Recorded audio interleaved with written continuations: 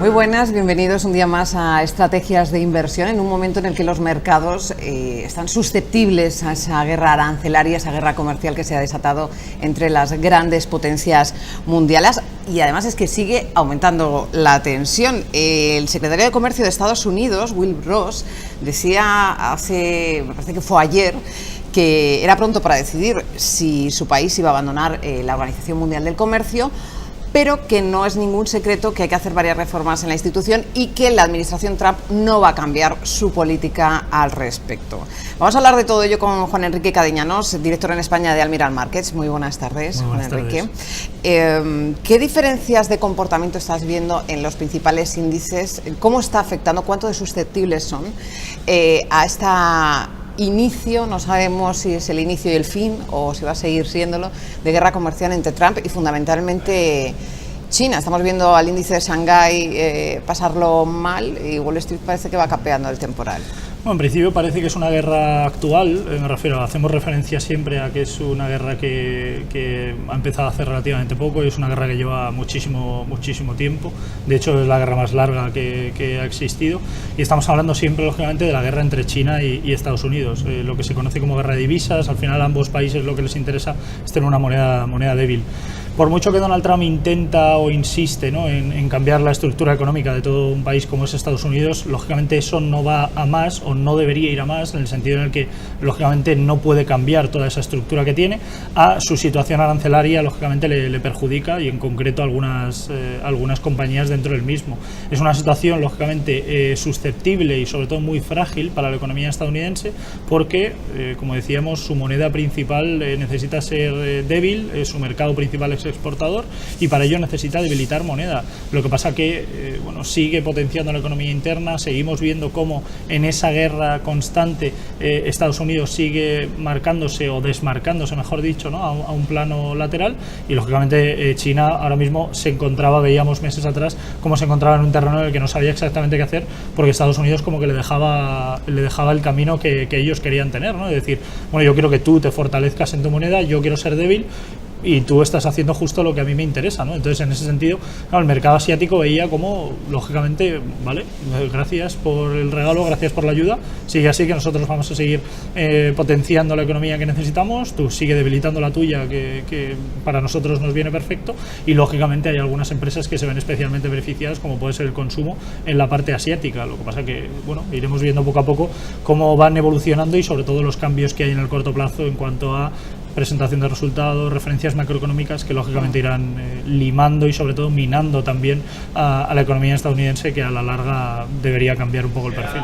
Bueno, de momento nos estamos fijando, por ejemplo, el Hang Seng se dejaba ayer, por ejemplo, un 15%, en el acumulado de lo que llevamos de año se estaba dejando ya un 5,31. Sin embargo, por ejemplo, en Wall Street pues las cosas eran bastante diferentes, se lo están pasando, bueno, lo están llevando de otra manera. De todas maneras, el Nasdaq sigue repuntando un 9,62% en el acumulado del año, ¿eh? Sí, la parte tecnológica siempre decimos que hay como que dejarla a un lado en cuanto a lo que es la economía americana. La economía americana, lógicamente, toda va hacia el mismo camino. Lo que pasa que siempre que hablamos de la parte tecnológica siempre hay matices que tener en cuenta en cuanto a desmarcar un poco a la situación y sobre todo ligar a una parte más industrial y más de forma investigación que otra cosa. Entonces, en ese sentido, lo que tenemos que ir ligando y lo que tenemos que ir teniendo en cuenta es que la parte tecnológica va por un lado, lo que es el Dow Jones y el Standard & Poor's iría por otro. Es cierto que la economía estadounidense sigue creciendo, los índices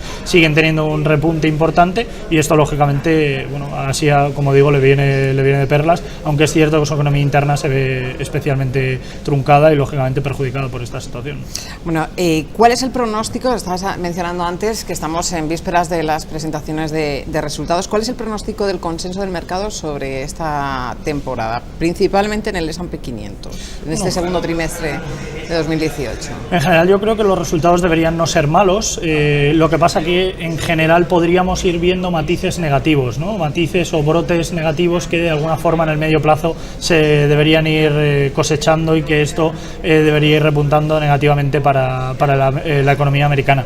Yo creo que los resultados deberían ser buenos. Como decíamos, Donald Trump sigue potenciando su economía interna, y esto hace que las economías estadounidenses o las empresas estadounidenses puedan seguir reflotando, puedan seguir reestructurando su negocio y potenciando sus números y lógicamente su parte interna, pero como decimos, esos brotes deberían empezar a ser negativos porque el consumo estadounidense se ve perjudicado especialmente por ese mercado exportador que empieza a debilitarse a una velocidad demasiado preocupante bajo mi punto de vista para Estados Unidos. Esto es bueno para el corto plazo de la economía estadounidense, pero malo para el medio y largo plazo. Por eso digo que los brotes deberían empezar a salir negativos para una economía estadounidense que cambia un poco el perfil o a la larga debería tener problemas. Bueno, de hecho, esta misma tarde presentan ventas, en este caso estamos hablando solo de ventas, Ford, General Motors, estamos hablando de las ventas de ese segundo trimestre. Ya notaremos cierto daño, porque estamos hablando de grandes compañías, ¿no?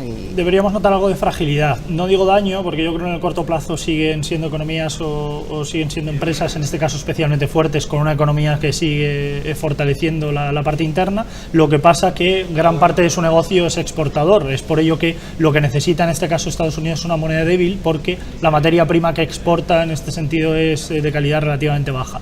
Lógicamente hay matices y hay puntos en los que podríamos dejarlos un poco de lado. Quizás hay entidades dentro del sector automovilístico que puedan verse no beneficiadas, pero sí como apartadas un poco de esta situación negativa que puede vivir Estados Unidos, pero en concreto las compañías a las que estamos hablando deberían ver perjudicada su economía, sobre todo la evolución que pueden tener y el desarrollo de sus resultados, no para este trimestre, pero yo creo que sí para lo que vemos de cara a final del ejercicio 2018. Vamos a fijarnos, si te parece, en Europa. También el Stock 600 se deja en el acumulado del año ya un 3,19%.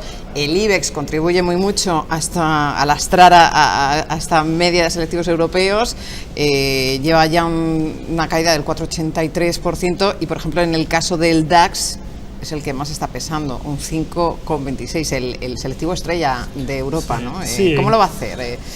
En concreto yo creo que la situación para Europa en general, y en concreto lo podemos concretizar perfectamente para lo que es la economía alemana y también para la parte de España. Yo creo que el IBEX 35, los números que ha tenido en general, si quitáramos lo que es el sector financiero y dejáramos de lado totalmente al sector financiero, aunque lógicamente no podemos, pero si lo hiciéramos, la economía española no ha tenido malos números. Hemos visto empresas con muy buenas rentabilidades, hemos visto Repsol, hemos visto el sector energético, la parte industrial que tenemos en España, aunque no es muy elevada, pero sí que hemos tenido ciertos repuntes. Hemos visto sectores colaterales que de alguna forma han dado ese pistoletazo de salida, ese golpe encima de la mesa, como son compañías como el caso de Solaria, como Inmobiliaria Colonial. Yo creo que la parte energética renovable ha tenido también un protagonismo muy positivo, pero nuevamente lastra el sector financiero a la economía española. Vemos lógicamente el peso y la ponderación que tiene enorme en la economía española, lo que es el sector financiero. La banca principal, totalmente desastroso el comportamiento que hemos visto a lo largo del ejercicio, y lo que resta yo no creo que vaya a haber un cambio especialmente significativo. En este caso tanto Santander como BBVA deberían seguir por la línea en la que se encuentran, y es cierto que dentro de la banca mediana podía haber alguna entidad que de alguna forma se desmarcara un poco de este escenario negativo. Hablamos de compañías como Bankinter, hablamos de compañías como Sabadell, que de alguna forma podrían haberse desmarcado de esta situación, pero se ven nuevamente lastradas por esta situación, y el problema es que lógicamente del sector financiero nace o de alguna forma se nutre sectores colaterales que también se han visto perjudicadas de esta situación, como es el caso de Telefónica, como es el caso de compañías puntuales. BME no se ha visto desmarcada de esta situación, y lógicamente, como digo, ¿no?, hay compañías que se ven lógicamente ligadas a la evolución del sector financiero, y esto es así para España, también para Europa en general y en concreto para Alemania, ¿no? Bueno, el DAX cumple 30 años, pero lo está celebrando, la verdad, que con números rojos, además en pleno proceso de crisis política. Parece que se está solucionando, o al menos se está salvando, el matrimonio de Angela Merkel al frente del Ejecutivo germano. También muy afectado Europa por esas amenazas de crisis arancelarias, de amenazas de ahora te subo yo un 30% los aranceles, ahora te lo subo yo aquí. ¿Cómo está celebrando el DAX esos 30 años? Mal, la verdad, porque vemos una batalla que parece como una pelea entre hermanos, ¿no? El hermano mayor contra el hermano pequeño, y que al final esa batalla no beneficia ni al hermano mayor ni al hermano pequeño. Lo que yo creo que deberían es ir a consenso, ir ligando una pequeña línea en la que puedan reflotar de alguna forma el ver medidas adicionales que pueda beneficiar a ambos, llegar a un punto intermedio. No es el caso, siguen batallando entre ellos, siguen, como bien dices, ¿no? El ahora te subo yo, ahora te subo yo, y vamos poco a poco el pues la ley del más fuerte, ¿no? El pues tú más, sí, al final es una batalla que lógicamente no beneficia a ninguna de las dos economías, y esto lo único que puede llegar es a un camino en el que se vea perjudicada sobre todo la, entre comillas, economía pequeña. Yo creo que Alemania en este sentido lo que debe hacer es desmarcarse de la situación, ver y enfocarse sobre todo en sus problemas, que no son pequeños, sobre todo en el sector financiero, al igual que nos ocurre a nosotros, y lógicamente, bueno, lastrado también por un Banco Central Europeo que sigue sin tomar medidas en este sentido que puedan beneficiar sobre todo al consumo, sobre todo a la creación de paro, que lógicamente potenciando el consumo, la creación de empleo iría de la mano, y lógicamente iría de forma secundaria también a la mano. Como bien dices, la celebración del DAX, un 30 cumpleaños que por el momento es el tilde negativo. Es cierto que es todo julio, no hay un día concreto, es todo julio donde el mes en el que se celebra, en este caso el 30 cumpleaños del DAX. Y bueno, en Admiral Markets la verdad es que lo celebramos, tenemos una campaña bastante interesante, rebajamos, normalmente nosotros tenemos el spread del DAX a 0,8 sin comisión por operativa, únicamente la única comisión que tenemos es el spread. Por norma general lo tenemos en 0,8 como spread típico, y ahora mismo lo bajamos a 0,5 durante todo el mes de julio. No hay condiciones, me refiero, no tenemos una condición de solo vale para clientes nuevos o solo vale para clientes que depositen, da igual si es cliente actual o cliente nuevo, da igual el depósito que se haga, para todo aquel que opere en el DAX, 0,5 de spread durante todo julio. ¿No ha perdido atractivo el DAX con lo que estamos viendo? Al final el DAX sigue siendo uno de los activos que más se opera. Hablamos del SP, hablamos del DAX, hablamos del eurodólar, el oro, el crudo. Son los 5 activos que mayor volumen tienen a lo largo de todo el mundo, donde más liquidez hay, y eso lógicamente hace un llamamiento a los scalpers, en este caso la gente que utiliza el trading como scalping, y lógicamente la liquidez llama, sigue siendo los 5 activos con mayor liquidez que hay en el mundo, y esto no creo que vaya a cambiar ni en el corto, ni en el medio, y tampoco en el largo plazo. Es por eso que el volumen no pierde. Es cierto que puede haber algo de pérdida en cuanto a dinero, cuando hablamos de dinero es dinero comprador, pero en general, bueno, también hay alternativas y posibilidades para operar a la baja. ¿Por qué no beneficiarnos de caídas del mercado, que tanto con futuros como con la parte de CFDs o ETFs lo podemos hacer? Por lo que no creo que pierda volumen en ese sentido, y podríamos beneficiarnos lógicamente de esta situación. ¿Hay alguna compañía cotizada el DAX que pueda dar sorpresas en este balance que vamos a tener, esa referencia, ¿no?, de los resultados empresariales? Bueno, yo creo que la parte financiera seguro que no, dejaríamos de lado totalmente a lo que es el sector financiero. Yo creo que una compañía como SAP puede verse beneficiada de toda esta situación, la más grande dentro de todo el DAX. Veremos a ver la parte de Adidas dentro del sector del consumo. Si el Banco Central Europeo decide de alguna forma por una vez entre todas las reuniones que ha habido por parte del banco principal, el tomar medidas que puedan potenciar a la economía interna y sobre todo el consumo, Adidas lógicamente se vería especialmente beneficiada de esta situación.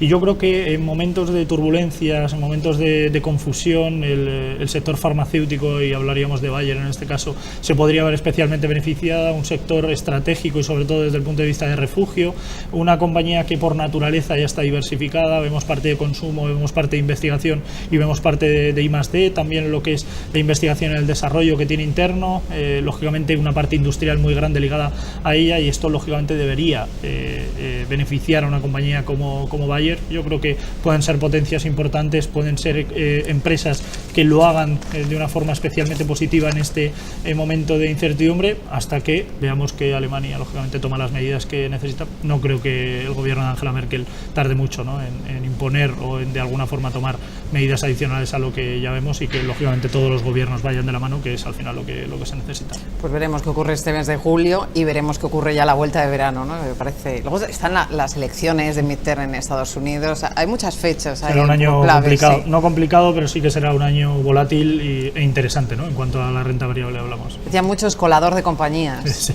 es una época cierto. para seleccionar compañías. Un poco el funnel, ¿no? Un poco el embudo que se va haciendo de cara a ver qué compañía he decidido y cuál no, desde el punto de vista fundamental y macro. Es un año muy, muy relevante, no tanto la parte técnica, aunque yo creo que por análisis técnico los índices deberían empezar a caer, pero por líneas fundamentales, sobre todo, deberíamos empezar a ver referencias macroeconómicas que vayan teniendo el sesgo, ¿no? O reflejando el sesgo de esa debilidad que debe potenciar ahora mismo Estados Unidos.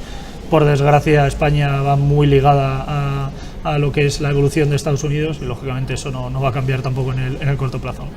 Juan Enrique Catiñanos, director en España de Almirall Markets, muchas gracias. Gracias a vosotros. Un placer. Y ustedes ya lo saben, pueden seguir informados aquí en estrategiasdeinversión.com.